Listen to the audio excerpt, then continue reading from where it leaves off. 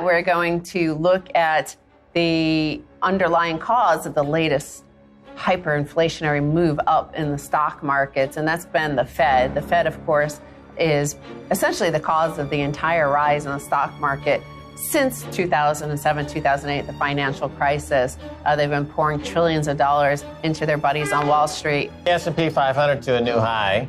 All transparency has been obliterated. All sound accounting has been obliterated.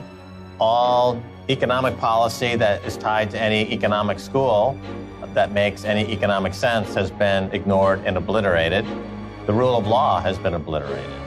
The wealth and income gap, the ecology, the social cohesion risk, as the Economist magazine calls it, have been ignored or obliterated.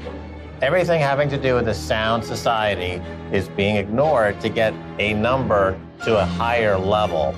And it's getting to a higher level, but at what cost?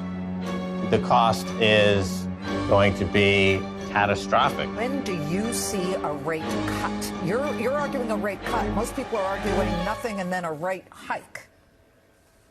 Well, again, I don't think the Fed should cut rates, but they will. I don't know the exact timing of it. It's going to take another drop in the stock market or some more weaker economic data. Remember, stronger you mentioned dollar, earlier that we maybe? have a strong economy. Stronger dollar? No, the dollar is going down. You mentioned that we had a strong economy. We don't. We have a bubble economy. And the only thing keeping the air in the bubble is the Fed. The reason the Fed had to start cutting rates was because last year the air really started to come out of that bubble. So the Fed had to blow some air back in. So this is not a strong economy. It's never been a strong economy. What should rates the whole be, thing Peter? is an illusion. What should interest rates be? Well, I have no idea. They should be much, much higher than they are now because we have no savings in this country, have massive amounts of debt. Obviously, interest rates should be a lot higher to encourage more savings and to cut down on all the borrowing. I don't know where the real rate is because the Fed has been artificially manipulating them for so long, but this has created massive economic distortions. That's why we're headed for a much worse financial crisis than the one we have in 2008. The Fed is powerless to do anything about it this time because the next crisis is going to be centered in the dollar, in the bond market, the sovereign debt market, not just the mortgage market. And, you know, the chickens are going to come home to roost a lot sooner than people think. This is a monster that not even Donald Trump can fix. We're seeing the Fed pump billions of information billions of dollars of federal money or fake money, let's say, into the economy.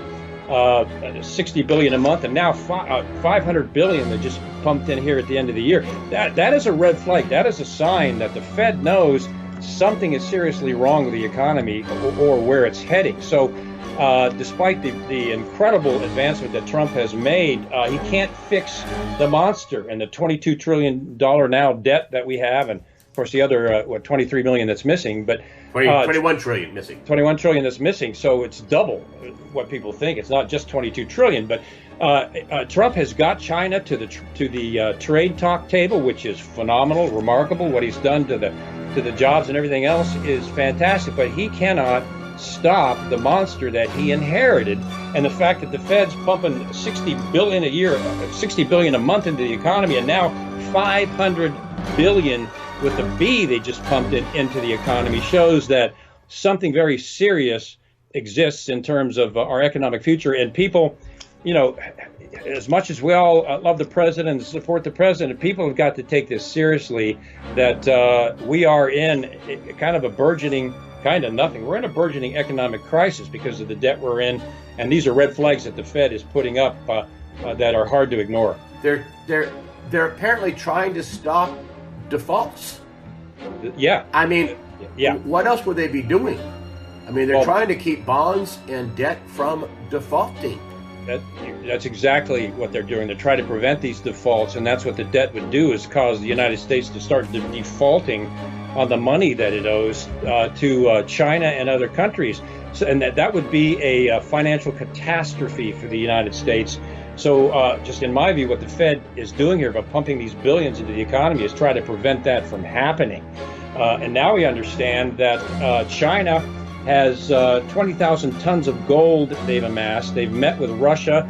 They have come out and announced, Putin just came out and announced that the the U.S. dollar being the world currency is ending soon.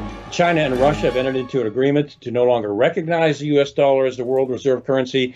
Greg, all of these things put together do not look good for the U.S. economy, and we've all got to acknowledge that. And with the understanding that, as I mentioned earlier, Trump inherited a financial monster that was not his doing when he was sworn into office. It already existed, and it's very serious. I think either now or very soon, the U.S. government will not even be able to afford the interest on the debt, much less paying off the debt itself.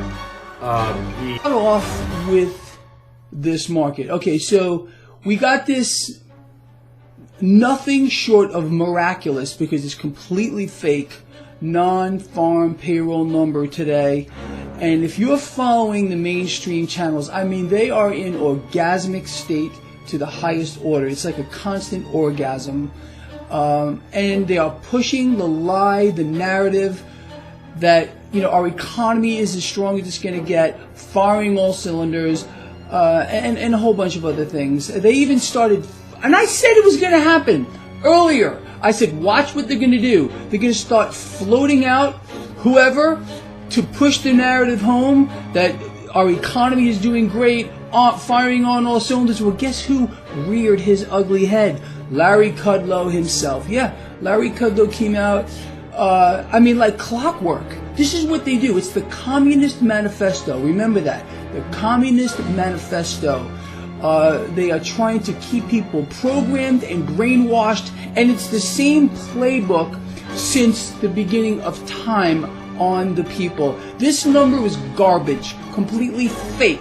We know it is. There are less people working today than during the Great Recession. Look at the labor force participation rate from the height of the Great Recession and the labor force participation rate today. It's nonsense. People are not making any more money than they were even making 10 years ago. How's that? And again, there's no inflation. You know that. People are being robbed blind from every avenue you can think about, unless, of course, they own stocks. But that's a setup, too, or treating this market or understanding what they should be doing here and now. Look, let me lay this out for you as straightforward as I can. There is no way possible that we are not going to see an unfolding of a worst case scenario with regard to an economic collapse and a financial meltdown that's going to make every single one before it look like a walk in the park. Why do you think this is all being engineered like this? Why do you think they have deliberately, this is a deliberate act, hyperinflating a debt bubble, weighing on the backbone of the United States of America, crushing our country and every single individual? We are the largest debtor nation in the history of the world. United States citizens are the most indebted of any other citizens on the planet. Does that sound like a prosperous nation to you? More than half of those people that are employed are holding a low-paying job. Does this sound great to you while the stock market continues to defy gravity as our economy free falls? Look, the two biggest sectors for our economy, for those that are working, are one, the service sector now, because we've turned into a service sector economy, and the manufacturing sector. Both of these are in free fall. Free fall. They're going to lie to you. They're going to twist these numbers. They're going to institute the Communist Manifesto, have talking head after talking head come out trying to convince you that what you are seeing is not real. I've told you this since time immemorial, and it's not going to stop. This is a deliberate act to inflate bubbles. Look, understand this, and I know you do if you follow this blog. The Federal Reserve and the government are one and the same. They cannot be separated from each other. Now, both of these entities that work together do so to inflate bubbles and then deflate these bubbles. When they do that, they're literally fostering wealth transfer after wealth transfer after wealth transfer. That's all it is. That's all this is. But this one is beyond freaking beyond. Now look.